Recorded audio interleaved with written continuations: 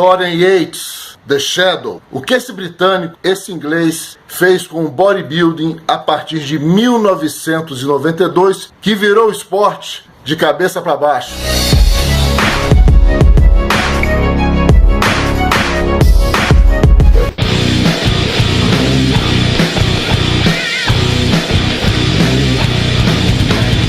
Estamos ali no comecinho dos anos 90, Lee Haney dominando o cenário do bodybuilding, vitórias incontestáveis no Mr. Olympia, um dos melhores físicos de todos os tempos. Mas aí apareceu Dorian Yates e a coisa aí deu uma estremecida, todo mundo tomou um susto.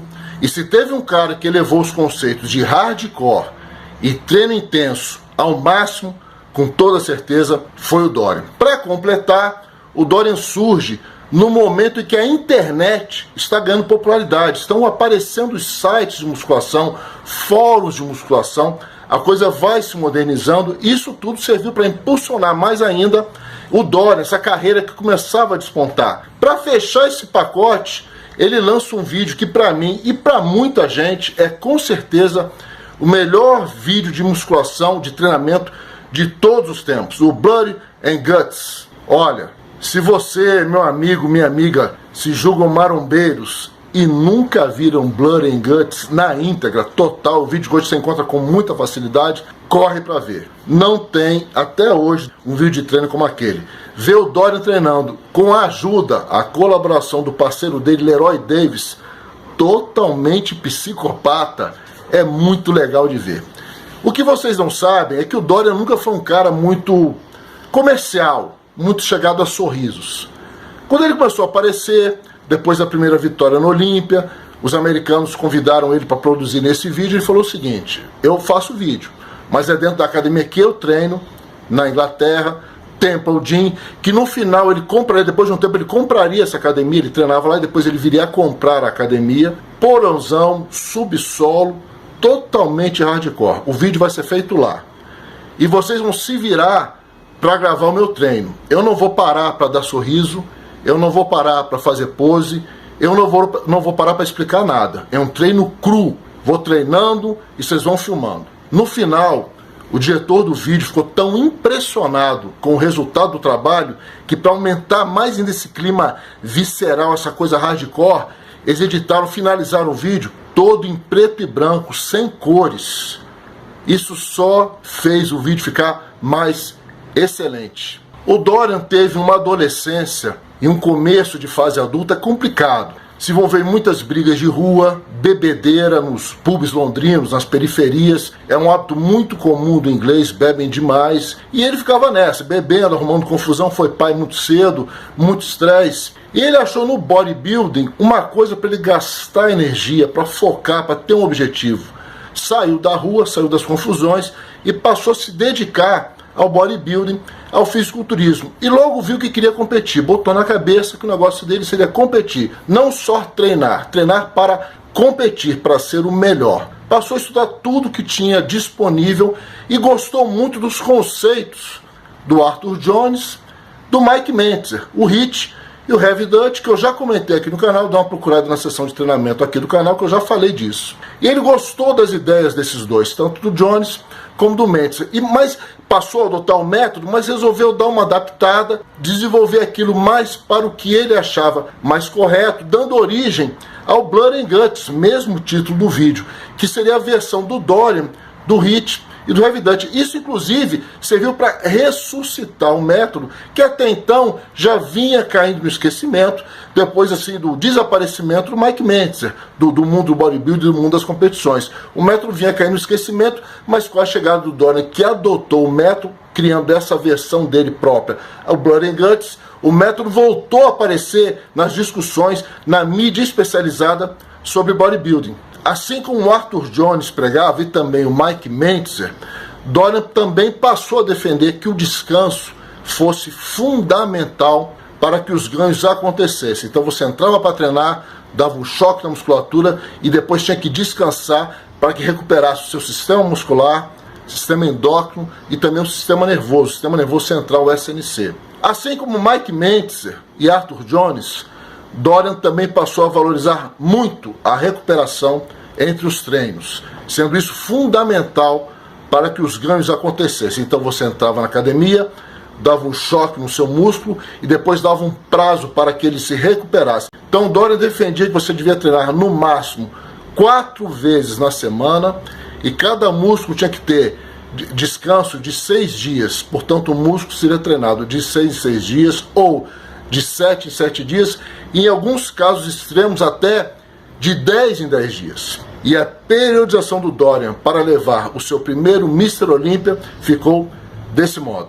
Dia 1, ombros, trapézio, tríceps, abdominal. Dia 2, costas, posterior de ombro. Dia 3, descanso. Dia 4, peito, bíceps e abdominal. Dia 5, quadríceps, femoral, panturrilhas. Dia 6, descanso.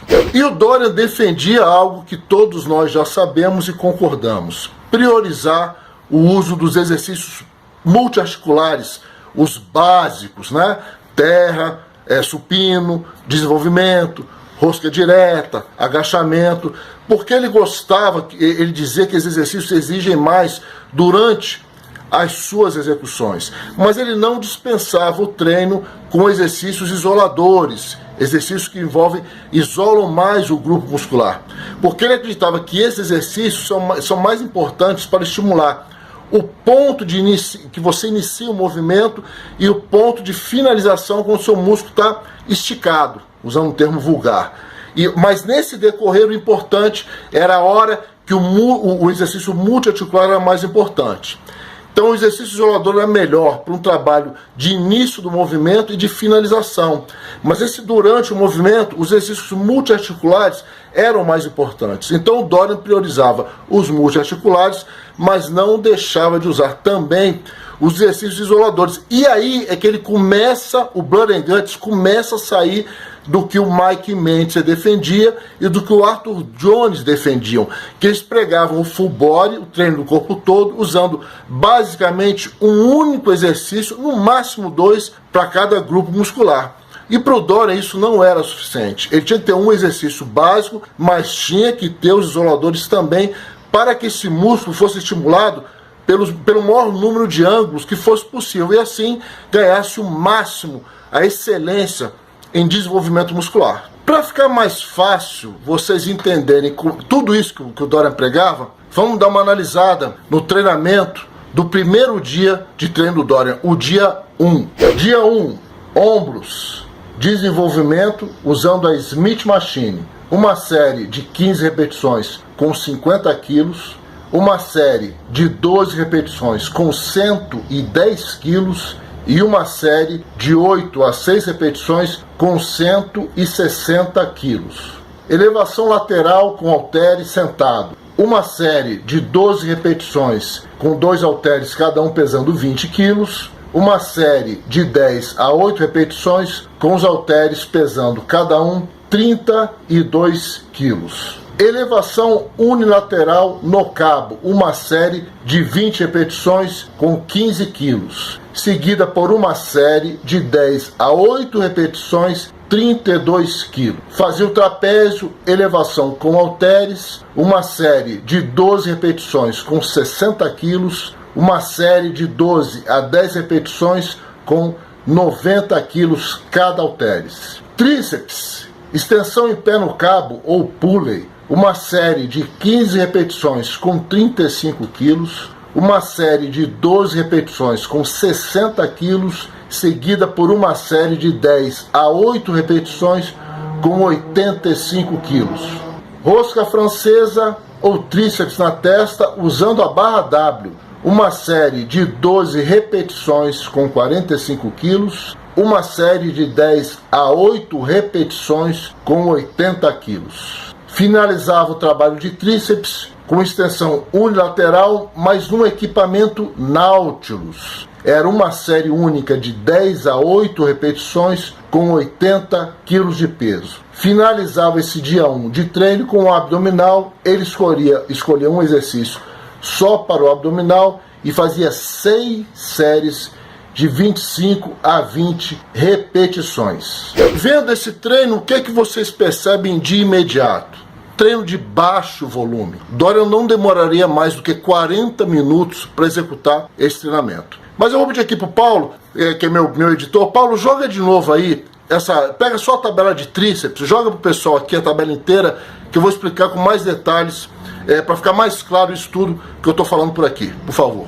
Então a gente tem aí esse exemplo do treino de tríceps. A extensão em pé no cabo ou pulley, uma série de 15 repetições com 35 quilos, já dá um salto para uma segunda série de 12 repetições com 60 quilos, outro salto para uma terceira série, 10 a 8 repetições com 85. Então são 3 pulos em termos de carga, lembrando que o Dorian sempre treinava até muito perto da falha. Então vocês vejam que ele não tem um aquecimento mais tradicional como a gente faz com o método da pirâmide, né, muito popular, muito utilizado. O Dorian pula essas cargas e dá um salto grande de peso, a subida não é gradativa como a gente costuma ver. Então ele dá um pulo, ele faz uma carga leve, já dá um pulo para uma moderada para pesada e já dá um terceiro pulo para uma carga bem pesada que ele vai levar até muito perto da falha. E por que o Dorian gostava disso? Para ele, esses métodos mais tradicionais, como a pirâmide, que a gente faz uma subida mais gradativa